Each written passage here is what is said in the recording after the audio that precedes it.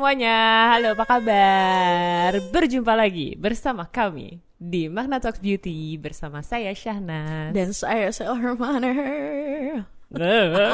Dan hari ini kita kedatangan Mbak Saski. Halo. Halo semuanya. Hai. Oh my gosh, well because Mbak Saski is here, I think we're gonna talk about something yang fenomenanya lagi besar sih sebenarnya. Karena selama pandemi ini orang gara-gara banyak di rumah, jadi hiburannya itu pasti di internet.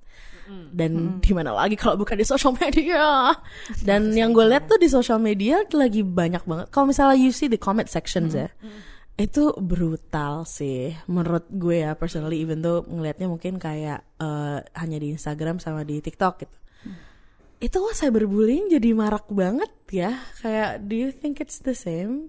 Gue merasa sekarang lagi banyak banget sih fenomena yang emang gini loh, kayak mengerucutkan masyarakat untuk ngebully satu orang gitu loh, ya kan, apapun itu gitu. Kayak ada video inilah diserang si cewek ini gitu, ada dia salah ngomong lah diserang yang ini gitu. Dan emang apa ya, kayaknya tuh makin lama itu makin jadi kayak membudaya di budaya Indonesia, dan kayak melekat banget gitu. Dan ini kan sebenarnya kalau misalnya kita tarik lebih jauh lagi, bullying ini memang udah ada dari dulu gitu. Dari bahkan gue sekolah pun juga sudah sering gitu mengalami bullying ini ya kan. Lo pernah mengalami hal ini juga gak sih? Aku mah adem ayam anaknya. Apa? Kamu adem ayam? Aku mah adem ayam.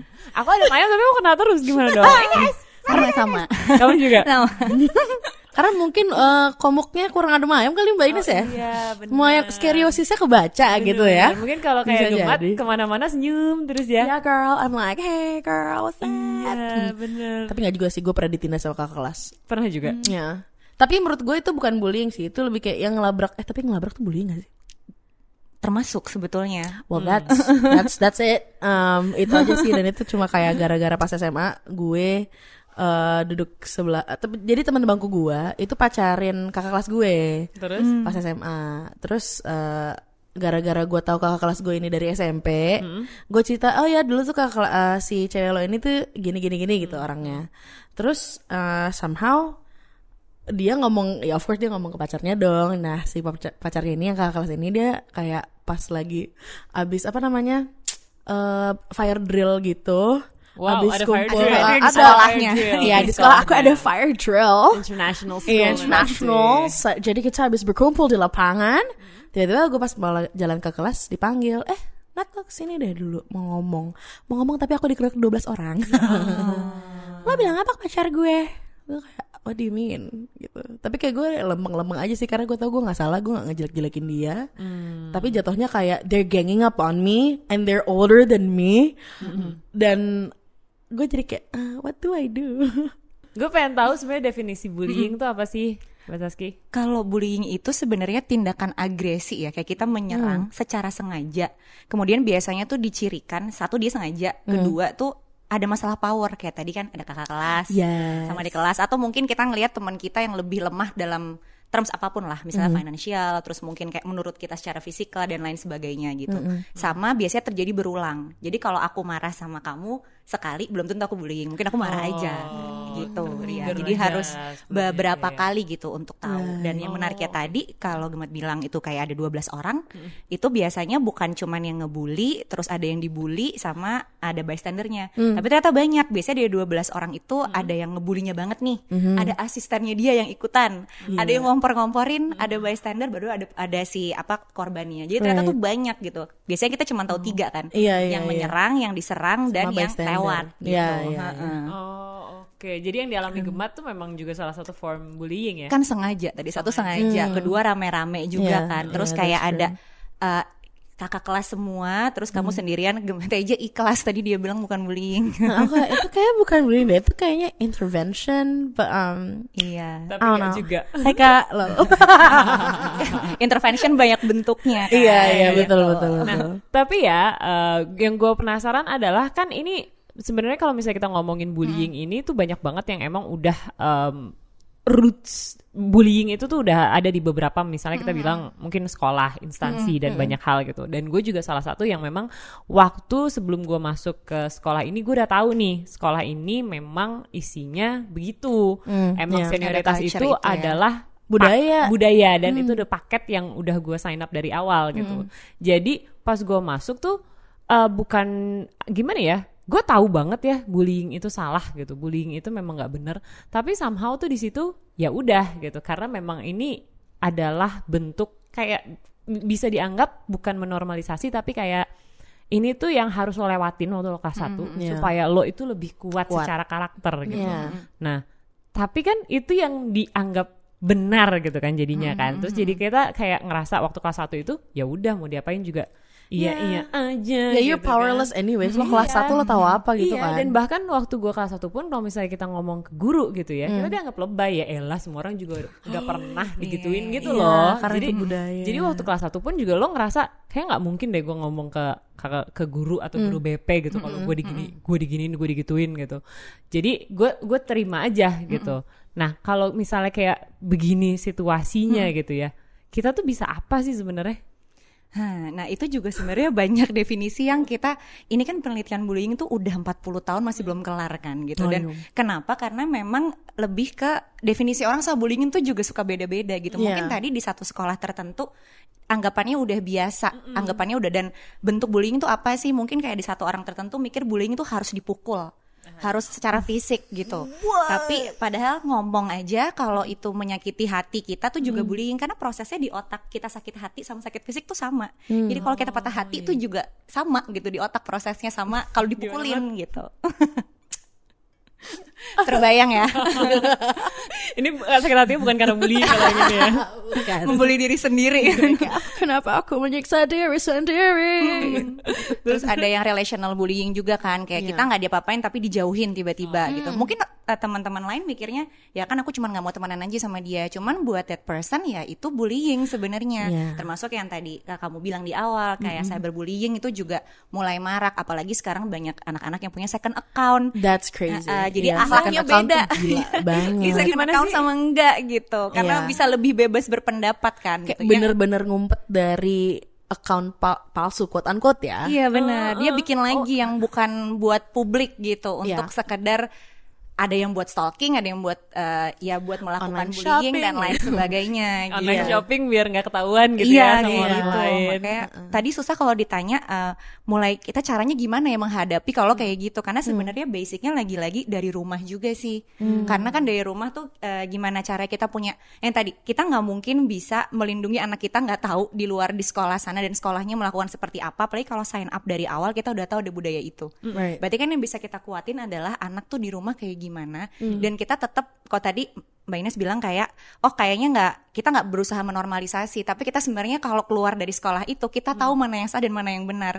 Jadi kita di rumah harus kenceng banget kan ngomong ke anak kita gitu, karena ukurannya tuh bukan kayak itu tindakan yang normal atau enggak, tapi bahkan kita yang ngebully bisa berkembang jadi lebih kriminal daripada itu. Iya kan. Jadi caranya memang, kalau caranya gimana, harusnya pihak sekolah juga ikutan. Yang tadi kan pihak sekolah juga unaware sama definisi bullying gitu. Unaware atau kayak ya bodoh udah.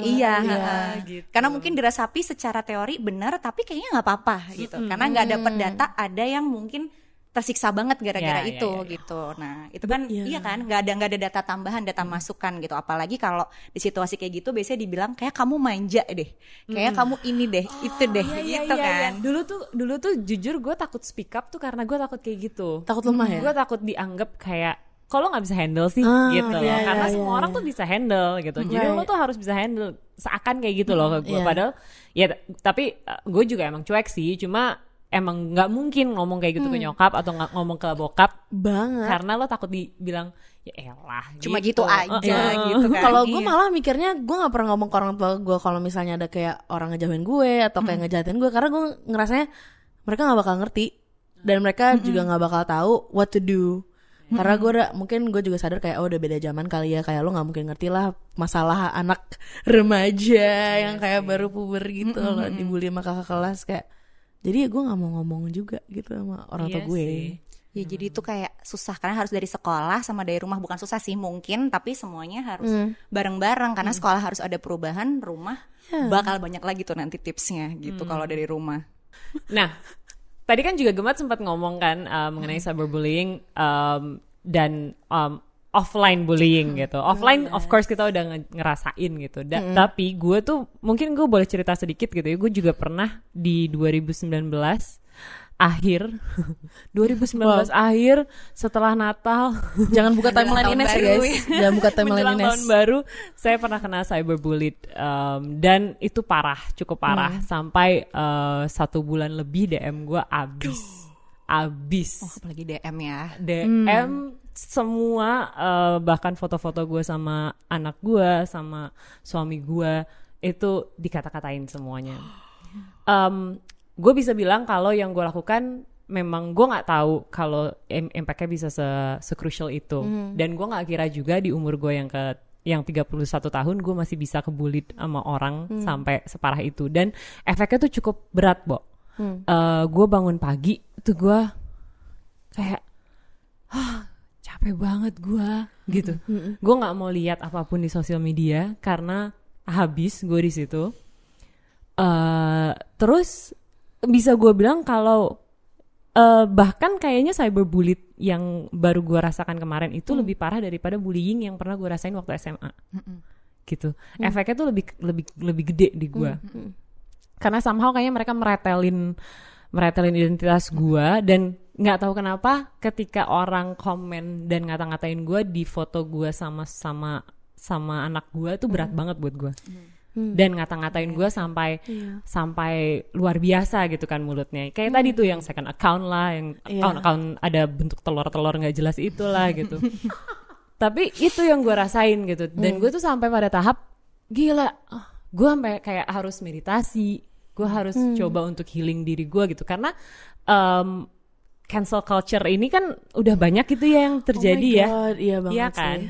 Dan gue ngerasa mungkin memang gue salah karena gue nggak tahu budayanya. Tapi ketika itu terjadi sama lo sampai lo terdampak segitunya tuh, gue baru sadar gila ya, efek bullying tuh gede banget ke satu orang ya. Bahkan gue setua ini pun yang gue kira gue udah tegar, udah mateng, udah sangat-sangat bisa memegang diri gue, masih kena goyang gue, goyang banget gitu. Gue sampai nangis sampai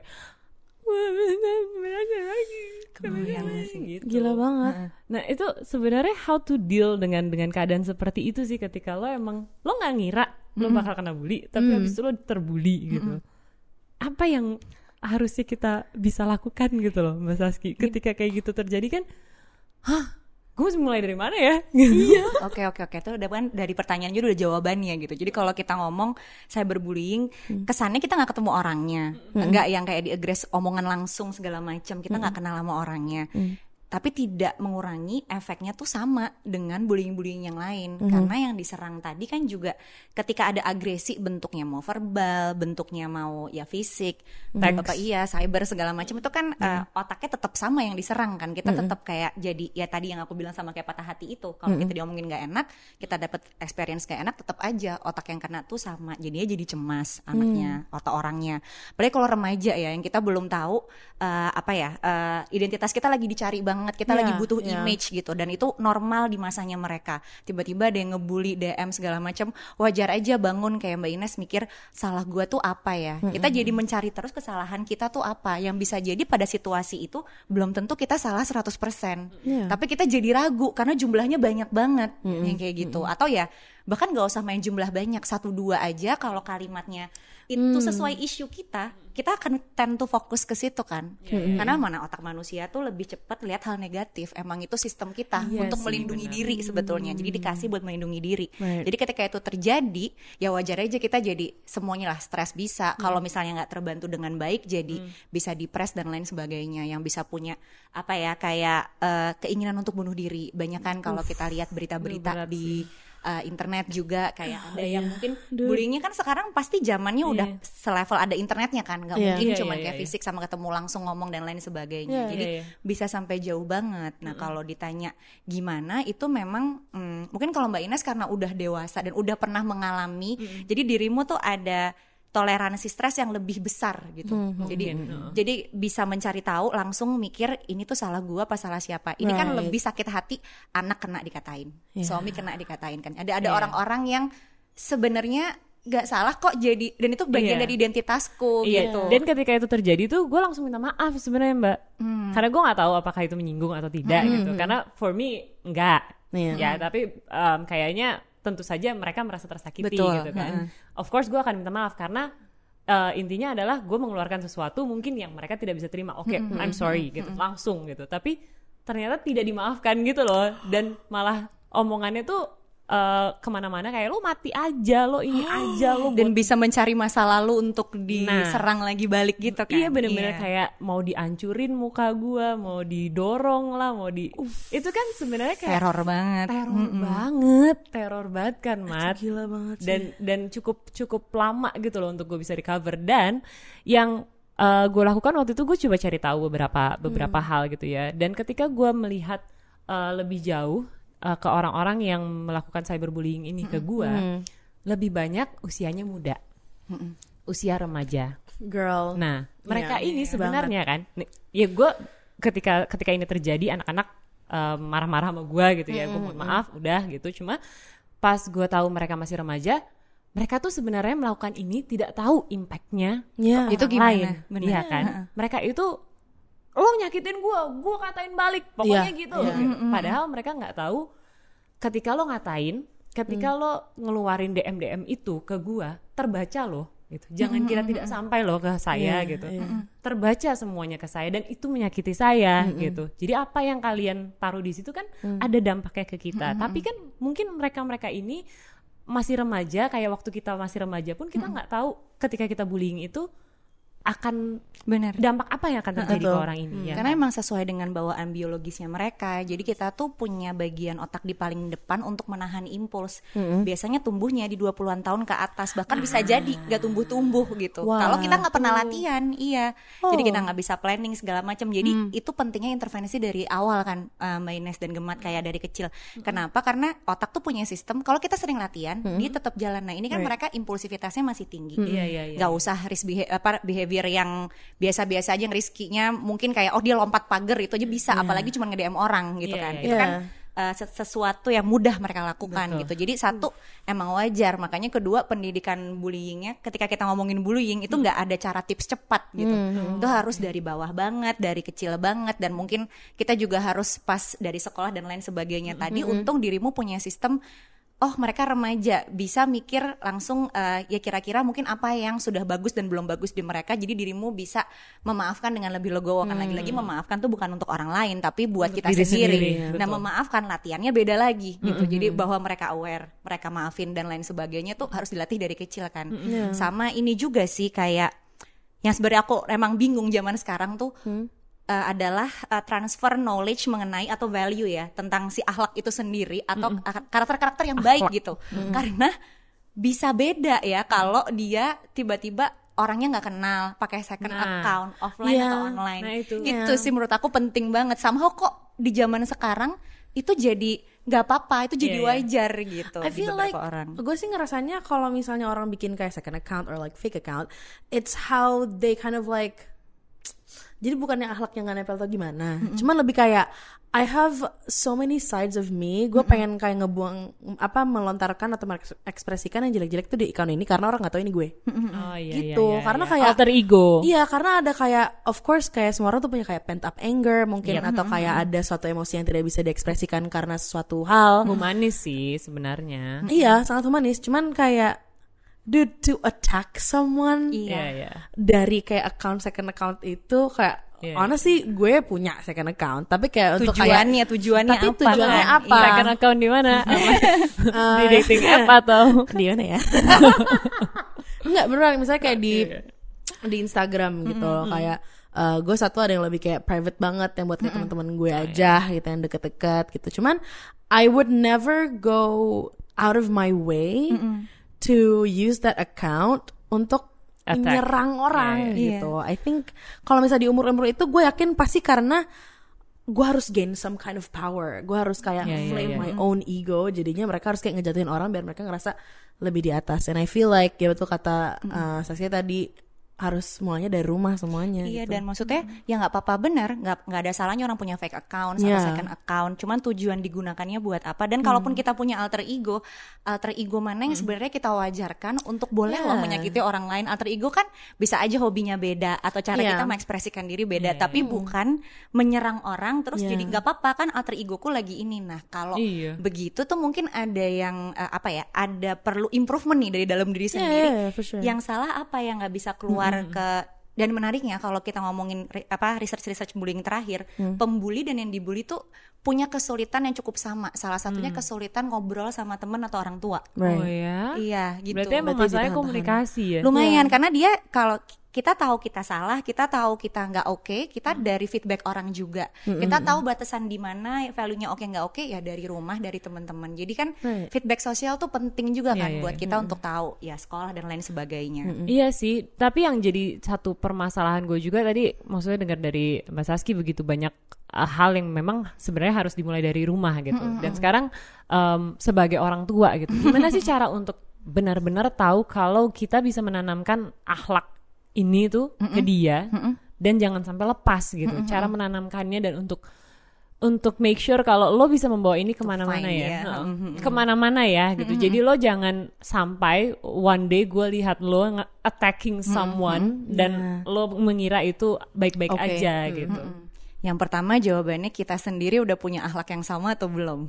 Period. Itu dulu. Gimana Mat? Period. Iya karena kadang kayak ya gitu kan, kadang kan agresi kan kejadian aja ya. Misalnya kita lagi ngerumpi gitu, terus ada anak kecil, ada anak kita, terus kita ngomongin satu orang kayak tuh orang tuh aneh banget, gini gitu.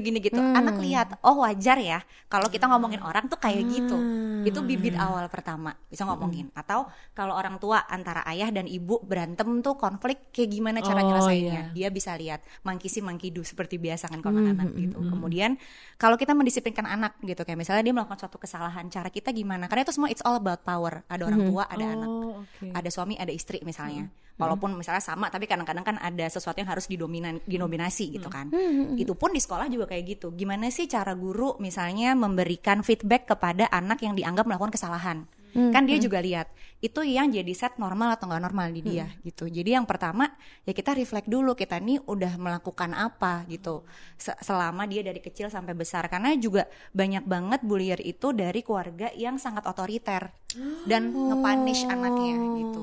Karena itu jadi hal yang wajar kan. Aku pukul kamu kan lah orang tua aku aja kalau berantem pukul-pukulan ya kan, atau kata-kataan gitu. Pasti langsung jadi itu tercerminkan. Bisa jadi dia nggak sadar kalau itu perbuatan yang tidak baik. Tuh dari awal juga. Nah kalau karakteran kita ngomong lagi-lagi tuh ya, kita mau set karakter apa anak tuh delivernya kayak gimana gitu sih. Berarti tadi kita udah ngomongin tentang like how do you see and how do you handle bullying. So now untuk korban, dude, how did you handle it as a victim? Karena gue kalau karena gue anaknya agak botam ya, botamski. Jadi gue bener kayak brush it off. And then tadi ya kayak gue nggak ngobrol sama orang tua gue. However, gue melakukan hampir mirip sih sama yang lo lakukan. I train myself to stop caring. Damn. Kayaknya bener-bener sampai sekarang tuh gue mencoba untuk melakukan itu gitu. Dan apalagi yang baru-baru gue rasain ini gitu. Udahlah gitu. Karena emang ya lo nggak akan bisa benar di mata semua orang juga. Betul. Ya kan, sebenarnya itu kan. Dan gue mencoba ya give myself a break. Ya udahlah gitu. Nggak apa-apa kok lo salah sedikit gitu di karir lo 11 tahun nih di TV setiap hari. lo slip sekali nyakitin orang, meskipun gue saat itu gue masih benar-benar gue nggak tahu gue ngapain, cuma ya udahlah. Gue waktu itu kemarin tuh mikirnya gitu, ya udahlah gitu. Dan lo bisa memaafkan mereka, lo lebih baik dari ini. Jadi jangan dendam meskipun trauma lo. Iya, bayang banget lah, takut. Bayang kalau misalnya trauma berarti kalau misalnya anak masih sekolah gitu atau kayak remaja tuh gimana gitu. I think I wanna know how, misalnya as parents kalau misalnya anak lo dibully tuh gimana sih cara menanggulangi trauma dia, atau kayak how to behave better? Mungkin sebenarnya kayak tadi kan Gemat bilang nggak cerita ya. Jadi pertama yang harus dilakukan orang tua tuh sebenarnya lebih aware sih anaknya tuh state emosinya kayak gimana. Karena kadang kita orang tua yang namanya mungkin apalagi kalau punya anak remaja fokusnya nanya sekolahnya tadi gimana kak, hari ini ujiannya gimana, tapi lupa nanya hari ini yang bikin kamu seneng apa, hari ini yang bikin kamu bete apa, gitu lupa ditanya. Satu, quality time-nya tuh tahu kalau harus spending time, tapi ngomongin hal-hal yang nggak berkualitas buat anaknya secara emosional, supaya kita bisa lihat, supaya kita bisa tahu, oh nih mungkin ada sesuatu yang janggal nih di sekolahnya gitu, nggak oke nih. Terus ngelihat ekspresi anaknya, apakah dia jadi tiba-tiba nggak mau ke sekolah atau jadi murung terus, ada perubahan sikap yang drastis, ada mungkin barang-barangnya kalau masih nggak sekolah online barang-barangnya kok hilang mulu gitu, tapi kan sekarang bisa dikirim juga ya barang kalau dipalak gitu. Ya ini maksudnya kayak ada banyak kan yang kita bisa lihat, oh ada perubahan. Satu, kita aware dulu sama perubahannya. Kedua, kita aja ngomong, terutama kalau anak kita nggak biasa ngobrol sama kita, akan aneh kan. Kalau kita tiba-tiba datang janjian gue mau dimarahin, anaknya juga mikirnya gitu. Oh my god, that's me, that's my whole life. Halo mama bapak. Ya, misalnya kayak boleh ngomong nggak?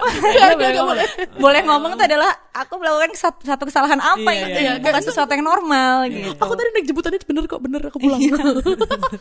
Iya. Kedua, kita harus spend time, kayak misalnya ya udah kita spend time 15 menit, coba ganti pertanyaan gitu tiap hari kalau sibuk banget. Terus nanti kalau sampai anaknya cerita gitu, misalnya kita mancing susah, kita nanya teman kamu yang kamu suka siapa, yang nggak suka siapa gitu, terus tiba-tiba ngomong, dengerin dulu, jangan dipotong kayak kalau papa jadi kamu papa pukul balik misalnya. Kayak kan suka gitu ya. Papaku juga gitu soalnya. Langsung dipotong. Kenapa kamu enggak? Iya gitu. Atau malah kitanya jadi baper juga ikutan nangis bareng gitu. Nah, itu juga don't take it personally dulu gitu, karena kita perlu denger dia. Ketika kita emosional juga, otak logika kita nggak jalan gitu. Jadi kedua, kita dengerin, ya udah kita tanya kamu butuh dibantu apa, atau jadi kalau anaknya udah tenang dulu. Prinsipnya otak orang kalau lagi emosional nggak bisa dikasih logika. Makanya kita suka ngambek sama pacar kita kalau tiba-tiba kamu pakai logika dong sayang, marah kan kalau kita lagi marah gitu. Makanya harus tone down dulu, begitu tenang. Ya udah, kita bisa melakukan apa habis ini, mungkin bisa dipandu hal yang bisa kamu kontrol, apa yang nggak bisa apa, kayak tadi yang nggak bisa dikontrol besok dia masih ngatain gue lagi apa enggak, tapi yang bisa kita kontrol gimana cara kita bisa maafin ini orang, gimana cara kita untuk bisa punya kalimat yang lebih baik besok-besoknya gitu. Jadi kan itu bukan ujian ya, tapi itu cara untuk kita naik level, kita dapat insight kayak Mbak Ines tadi gitu. Itu kan butuh pelatihan panjang. Baru kalau misalnya semua udah dilakukan, misalnya kalau ke teenagers di sekolah juga kita udah coba ya, mama papa coba ngomong sama sekolah kamu. Kita juga mesti lihat tipikal sekolahnya kayak apa, karena jangan jadi backfire juga ke dia. Karena itu ada level sekolah yang harus dibenerin juga kan. Baru setelahnya kalau semua udah dilakukan terus tetap anaknya masih ketakutan padahal semua yang dikontrol udah dilakukan, mungkin perlu konsultasi. Jangan-jangan ada masalah lain, mungkin dia terserang secara self esteemnya, mungkin terserang secara hal-hal lain lah yang kita perlu bantuan untuk ngeterapi. Oke nih, apa yang membuat kamu benci sama diri kamu dan lain sebagainya. Itu jadi kayak jalan terakhirnya kalau semuanya nggak bisa. Itu sih yang perlu dilakukan orang tua ya. Help ya. Oke. Nah, yang sulit juga ketika misalnya anak kita justru menjadi seorang bully. Iya, how do you do that? Karena menurut gue kalau misal lo nggak dipanggil sama guru, ya lo nggak bakal tahu. Masa orang tua lo nggak bakal tahu kalau lo tuh bully gitu. Dan kayak kalau lo dibully aja lo kayak susah ngaku ke orang tua. Gimana kalau lo yang bully kayak, hi ma, I'm a bully at school. Like I just punch this kid. Kayak enggak dong. Gitu. So like how? Gimana? Iya, makanya maksudnya pendekatannya untuk kamu ngebully anak ini ya. Itu kan nggak, ya sulit banget maksudnya. Mengakui juga sulit ya. Kayaknya dikasih pengertian dulu nggak sih kayak bullying itu mungkin apa ya nggak sih? Iya, kita harus nanya ke ibunya Giant ya. Iya. Giant, Suneo, dia juga dimarahin terus sama ibunya mana ya? Kesian banget si Nobitanya tuh kan banyak tuh berarti ya. Ya kan? Jetotin terus. Nah, gimana tuh kalau kita punya anak kayak Giant? Yang pertama kita tanya dulu, kita Giant juga apa bukan? Karena that is very true. That is very true. Ya, karena ibunya Giant selalu jawab gitu. Pulang ke rumah ya gimana anaknya kayak gituin orang lain gitu. Jadi pertama kita sadar dulu, karena tipikalnya dua. Satu, kita kadang nggak terima dikasih tahu kayak gitu, atau kayak kita ngerasa ya itu kan emang kayak gitu baik-baik aja. Kadang-kadang kan gitu kan. Jadi kita harus tahu gitu kayak ini tuh bermasalah nggak sih? Mungkin kadang aku suka bilang sama parents yang anaknya punya kasus dia yang membuli gitu, bahwa ini tuh bukan masalah, namanya juga anak-anak sekarang kayak begini, tapi dia punya potensi kalau kita nggak memberikan boundaries gitu, kayak ini benar, ini nggak boleh, ini boleh, nanti semakin besar dia bisa terlibat kegiatan yang lebih violent lagi gitu, dan lo nggak tahu, udah terlambat segalanya gitu. Jadi pertama starts dari orang tuanya aware dulu bahwa ini oke dan nggak oke, kemudian bertanya ke diri sendiri, kita tuh pernah kayak gitu nggak ya? Satu, pernah mencontohkan itu kah atau kelihatan seperti itu? Dan seberapa sering kita ngobrol sama anak kita? Jangan-jangan ada juga yang kita miss, anak kita mau cerita apa, kita nggak peduli, dia punya masalah, nggak ada yang nge-feedback, gantian dia bully orang gitu. Jadi kan sebenarnya juga mereka juga punya insecurity ya, yang ngebully juga. Bukan aku membela yang membully nih, karena kebanyakan memang jadi juga nggak tahu dia harus berbuat apa gitu, dan bisa depres juga dan lain sebagainya, kurang support juga. That's actually very bener kan, karena mungkin teman-temannya juga bukan di lingkaran teman-teman yang positif buat dia juga gitu. Iya, jadi kayak wah ya lingkungan juga penting lingkungan banget, ngaruh banget buat mereka. Baru aja ngomong anaknya baik-baik, tanya, dengerin dulu, karena bisa jadi anaknya nggak tahu itu salah. Soalnya kan orang sampai besar ya, kalau kita langsung bilang kamu salah langsung nggak jadi cerita kan. Jadi dengerin dulu, terus nanti kita bisa, kalau kita nggak ada yang cari satu hal yang kita bisa agree dari anak kita. Jadi misalnya dia mukul, dia cyberbullying segala macam, ini gak ada yang benar, baru kita bisa bersepakat pada, oh mama sama papa tahu kamu marah banget ya sama anak ini. Itu kan sepakat sama perasaan dia. Setelah itu baru dia bisa kebuka lebih banyak. That's nice. Nah, terus sama seperti korban bullying, kita cari tahu nih apa yang bisa kamu lakukan kalau kamu marah sama orang, menurut kamu gimana, orangnya kayak gimana, baru ada value setting. Tapi benar dimulai dari kita sadar dulu kita ada di level mana dan apa yang harus kita katakan dan mengerti tentang anak kita. Emotional intelligence tuh penting banget sih, karena menurut gue mungkin angkatan gue dan kayak sebelumnya, I think orang tua tuh lebih mentingin pengalaman dan juga kayak prestasi daripada kayak how are you feeling, kayak karena terkadang gue sekecil-kecilnya misalnya gue dapet nilai kayak 100 di kimia gitu, gue sebenarnya nggak suka karena gue sebenarnya mau masuk IPS misalnya gitu loh. Kayak yang gitu-gitu itu nggak ditanyain. Jadi kayak I feel like if more parents could be more aware about their children's emotions dan reaffirming that aja dulu, kayak nggak apa-apa, emang harusnya kamu boleh gitu merasakan kayak berbagai hal. Menurut gue itu bakal kayak sangat membantu banget untuk kayak jadi lebih deket gitu loh. Karena knowledge bisa dicari, tapi pembiasaan kita paham perasaan tuh lebih susah dibiasain. Dan prestasi mungkin harus digeser ya, bukan cuma pintar di sekolah, tapi juga kindness tuh prestasi, karena langka mungkin ya sekarang. That's very true. Kayak jadi gue lebih mending kalau emang gue punya anak, kayak mendingan anak gue jadi kayak murid teladan, tapi kayak teladan as in kayak nice to other people, being kind, instead of like murid prestasi yang kayak 100 semua tapi sebenarnya kayak ngebully orang-orang untuk ngerjain semua tugas. Itu kan kayak jahat jadi jahat gitu loh. Iya sih. Dan ada satu lagi yang gue juga penasaran tuh, tadi Saski sempat bilang kalau semua tuh ada role-nya masing-masing gitu. Ketika bullying terjadi, ternyata ada yang asisten bully, ada yang bully, ada yang nah kan ada juga bystander nih. Kalau misalnya kita kembali lagi ke Doraemon, ada Shizuka gitu misalnya, yang nggak ngapa-ngapain tapi hadir di situ. Sunio tapi ya nggak sih Sunio asisten. Deki mungkin ya.